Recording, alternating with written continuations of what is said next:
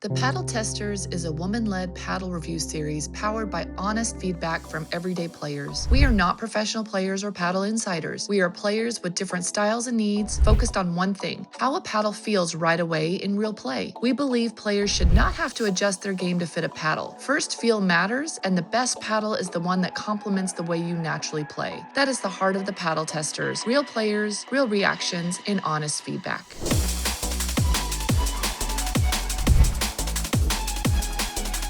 All right, hey everybody.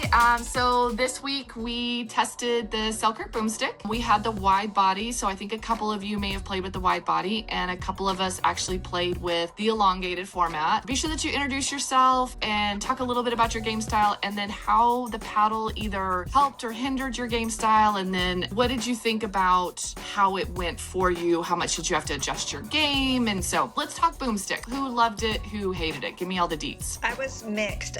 When we talked afterwards about the price point, if it was like $300 plus, it seemed like I probably wouldn't splurge for it, that I could find an equivalent paddle in maybe the 200 plus range. That was kind of my conclusion. Yeah, I tend to agree with that. I only played one game with it today. I did like it. I liked the power that it had, and it felt like a solid paddle, and the sweet spot felt like it was a little bit bigger, which was nice. Had a lot of grit, which was great. I like paddles that are elongated and have a little bit more top heaviness to them. When I'm coming down, I'm able to really get like a whip on it, and I felt like that had that. And it played similar to my current paddle, which is the Proton Flamingo, the Series 3. But I agree with Christine as far as like the price point. I don't think it was the $300 price point. Mine is, the Proton is what, $150? Something like that, maybe $200. And it plays very similar to that. I'm Kelsey, and I currently play with Coral, a 6-0, which is really good for my play style as far as I would say I lean more towards a defensive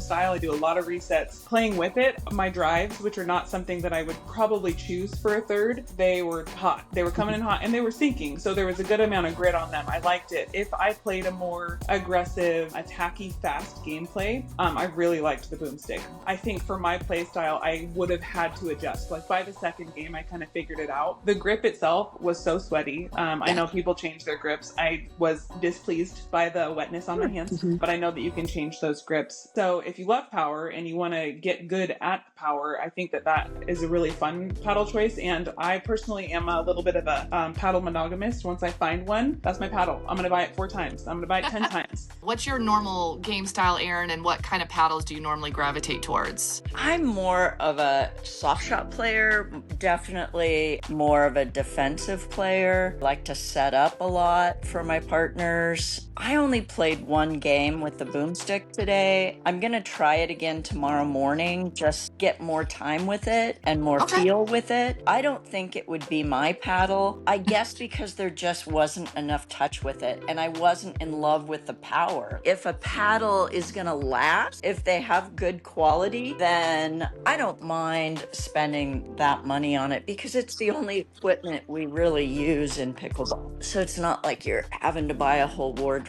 or anything, and your equipment. Well, some of us do. I mean, I do. Of course you guys do. Some of us do, but yeah, go ahead. So I'm going to give it a little more time just so I can talk about it a little more. I wasn't in love with it today. I was actually given a wide body Boomstick that somebody was just like, here, I don't want it, you take it. And I was thrilled. I was so excited, and I hated it. Like I played one game with it. Everything went way too high. And I was like, no.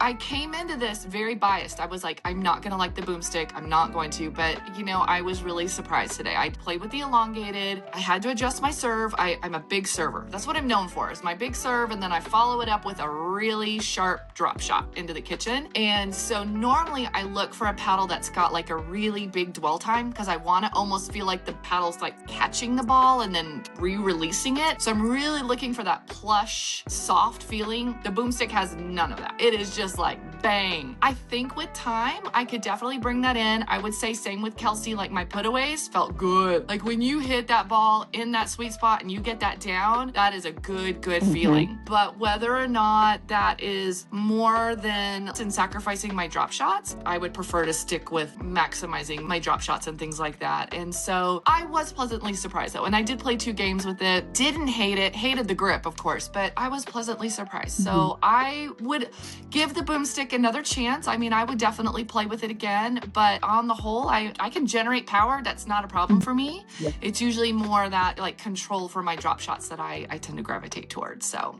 any last thoughts on the Boomstick before we wrap up? Nope. No? All right. Well, thank you all for joining us for this discussion, and we'll see you back when we test another paddle. Have a good evening.